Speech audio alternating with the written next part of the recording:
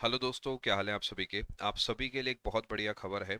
Unacademy 100% free access दे रहा है आपको एसएससी कैटेगरी के प्लस के प्लान का 7 डेज के लिए। इसमें सभी एजुकेटर्स के सारे कोर्सेज, क्लास पीडीएफ्स वगैरह इंक्लूडेड है। आपको सिंपली डिस्क्रिप्शन में जो लिंक दिया गया है उस पर क्लिक करना है, अनलॉक कोड इस्तेमाल करना है PMYT 5 मई रात 12 बजे से पहले पहले, और आप 100% फ्री में 7 डे का फ्री ट्रायल एसएससी कैटेगरी के प्लस का अवेल कर पाएंगे। देर मत कीजिए, लिंक पे क्लिक कीजिए, PMYT कोड का इस्तेमाल कीजिए और एक हफ्ते के एक्सेस में मैक्सिमम तैयारी करके एग्जाम की प्रिपरेशन को बूस्ट कीजिए। All the best, thank you. Hello प्यारे विद्यार्थी, बहुत बहुत स्वागत है आप सभी लोगों का। डियर स्टूडेंट, अगर आपने इस चैनल को सब्सक्राइब नहीं किया तो कर लो। आज मैं इस वीडियो में आपको बहुत इंपॉर्टेंट जानकारी देने वाला हूं। प्यारे विद्यार्थियों, एसएससी सीजीएल 2023 का जो फॉर्म है वो सभी लोगों ने भर दिया होगा और उस फॉर्म में नोटिफिकेशन बहुत कम विद्यार्थियों ने पढ़ा होगा। मैं आपको इस वीडियो में बहुत इंपॉर्टेंट इन्फॉर्मेशन बताने वाला हूं। इस बार जो चेंज हुआ है डॉक्यूमेंट वेरिफिकेशन प्रोसेस में, वो क्या चेंज है और किस तरीके से एसएससी ने इस बार नोटिस में अपने चीज़ों को मेंशन किया है, वो सभी आप देख सकते हैं। इस वीडियो में आपको सब बताऊंगा। ये वो नोटिस है, मैं आपको पढ़ के पूरा सुनाता हूँ। Process of certificates are format of the certificates. देखो, सर्टिफिकेशन का प्रोसेस क्या है, यानी डॉक्यूमेंट वेरिफिकेशन कैसे होगा और फॉर्मेट क्या है सर्टिफिकेट का, ये आपको देखना है। Candidate who wish to consider against a reserve category और seek relaxation must submit requisite certificate from the component authority in the prescribed format when the certificates are sought by the concerned indenting departments और organisation. देखो बच्चे, यहाँ पे क्या है कि अगर आप SC, ST, OBC, EWS या फिर पी ये जो दिया हुआ है ESM, इस किसी भी कैटेगरी में अगर आप फॉर्म फिल करते हैं तो फॉर्म फिल करने के बाद आपको ये प्रूव करना पड़ेगा, यानी आपके पास इन सभी कैटेगरी का सर्टिफिकेट होना चाहिए। ठीक है, सर्टिफिकेट तो पहले भी मानता। आप कहोगे सर इसमें क्या आपने नया बता दिया।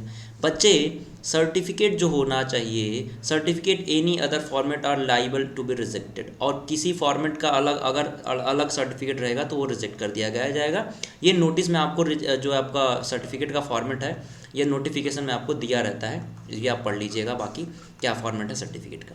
मैं आपको क्या बताना चाहता हूँ, पहले क्या होता था कि अगर आप SC, ST, OBC, EWS या फिर और भी जो कैटेगरी हैं उसमें आप फॉर्म फिल करते थे, जब डॉक्यूमेंट वेरिफिकेशन होता था बच्चे, एसएससी और पहले एसएससी डॉक्यूमेंट वेरिफिकेशन कराती थी, फिर आपका डिपार्टमेंट डॉक्यूमेंट वेरिफिकेशन कराता था। तो डॉक्यूमेंट वेरिफिकेशन के वक्त क्या होता था कि एसएससी जब डॉक्यूमेंट वेरिफिकेशन कराती थी, अगर आप ये सर्टिफिकेट देने में नाकाम रहे, अपने आप को प्रूव नहीं कर पाए, और ये सर्टिफिकेट क्यों नहीं प्रूव कर पाए बच्चे, क्योंकि आप जो फॉर्म आपका सर्टिफिकेट बना था, या तो फॉर्म भरने के आप कुछ दिन पहले बनवाए हों, या तो फॉर्म भरने के बाद आपका सर्टिफिकेट बना था जिसकी वजह से सर्टिफिकेट को रिजेक्ट कर दिया गया।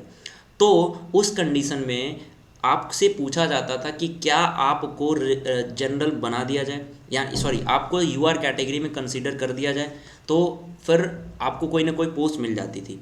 लेकिन इस बार ये बिल्कुल हटा दिया गया है। आपको पता है कि एसएससी इस बार बच्चे जो डॉक्यूमेंट वेरिफिकेशन है वो एसएससी नहीं करा रही है, इस बार आपका केवल डिपार्टमेंट डॉक्यूमेंट वेरिफिकेशन कराएगा।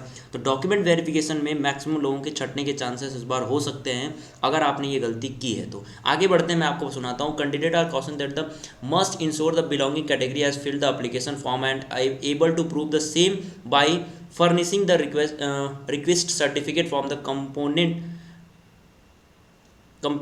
अथॉरिटी। मतलब क्या है बच्चे, कि आपको क्या है कि आप किसी भी कैटेगरी से बिलोंग करते हैं, अगर आपने उसका फॉर्म भर दिया है तो आपको प्रूव करना पड़ेगा, आपके पास एक सर्टिफिकेट होना चाहिए उस अथॉरिटी से, उस डिपार्टमेंट से, कि भाई आपको ये सर्टिफिकेट दिया गया है, इस सर्टिफिकेट से आपको प्रूव किया जाता है कि आप इस कैटेगरी से बिलोंग करते हैं। ठीक है, और अगर आप ये प्रूव नहीं कर पाते हैं, देखो यहाँ लिखा गया है, certificate in support of the category filled in the application form, the candidate will slowly responsible for the same and the commission will not any responsibility. अगर आप ये प्रूव नहीं कर पाते हैं कि आप इस पर्टिकुलर, यानी आपका सर्टिफिकेट नहीं आ पाता है या फिर सर्टिफिकेट नहीं दे पाते हैं, तो आपको कोई भी लिखा हुआ है any grievances receive in the regard any form like post, fax, email, by hand, ETC। आपको इन सभी माध्यम से बिल्कुल भी नहीं ये बताया जाएगा कि आपका सर्टिफिकेट नहीं है या फिर आपका सर्टिफिकेशन रिजेक्ट कर दिया गया या फिर आपको नौकरी नहीं दी गई। तो बच्चे ये बात ध्यान रखना, सबसे पहले आप जिस भी कैटेगरी में फॉर्म भर रहे हो उसका आपके पास प्रॉपर सर्टिफिकेट हो, और जिस डेट तक आपको फॉर्म भरना है उस डेट के पहले का हो। ये भी मैं बताऊंगा कि ये क्या क्या चेंज हुआ इस बार। जैसे एग्जांपल यहाँ भी देख के समझाया गया कि candidate x field OBC in his application form. मान लीजिए कोई कैंडिडेट एक्स है जिसने अपने एप्लीकेशन फॉर्म में एक्स जो अब ओबीसी भर दिया।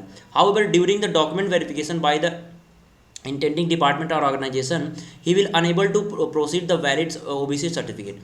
अब डिपार्टमेंट के द्वारा वेरिफिकेशन होता है और इस वेरिफिकेशन में वो व्यक्ति एक्स जो है अपने आप को प्रूव नहीं कर पाता है कि वो ओबीसी कैटेगरी से है।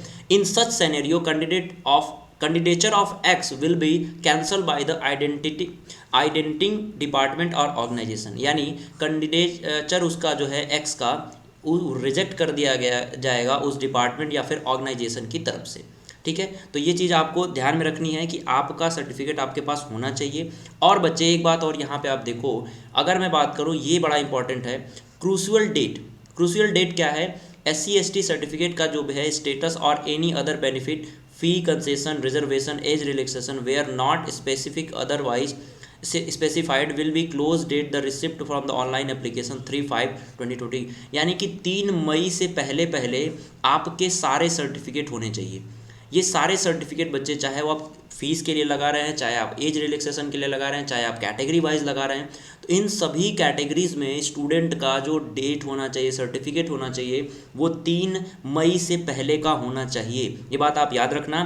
जो लोग भी ये गलती कर चुके हैं उनका बच्चे कैंडिडेचर जो है वो आपका रिजेक्ट कर दिया जाएगा। ये साफ साफ SSC की तरफ से लिखा गया है, क्योंकि इस बार डिपार्टमेंट कर रहा है और डिपार्टमेंट के द्वारा ये कहा गया है कि आपका जो कैंडिडेचर है वो रिजेक्ट कर दिया जाएगा अगर आपका जो सर्टिफिकेट है, चाहे वो SC ST का हो, चाहे OBC का हो, चाहे EWS का हो, 3 मई से पहले का है, तो आपका ये जो है कैंडिडेचर है बच्चे वो रिजेक्ट कर दिया जाएगा, यानी आपको नौकरी नहीं मिलेगी।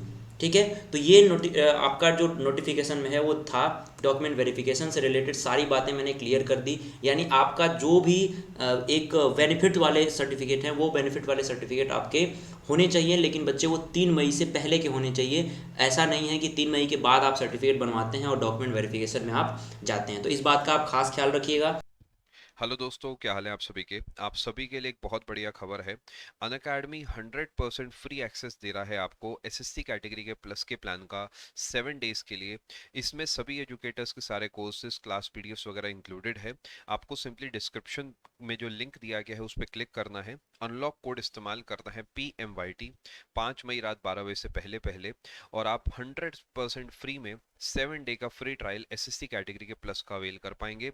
देर मत कीजिए, लिंक पे क्लिक कीजिए, PMYT कोड का इस्तेमाल कीजिए और 1 हफ्ते के एक्सेस में मैक्सिमम तैयारी करके एग्जाम की प्रिपरेशन को बूस्ट कीजिए। All the best, thank you.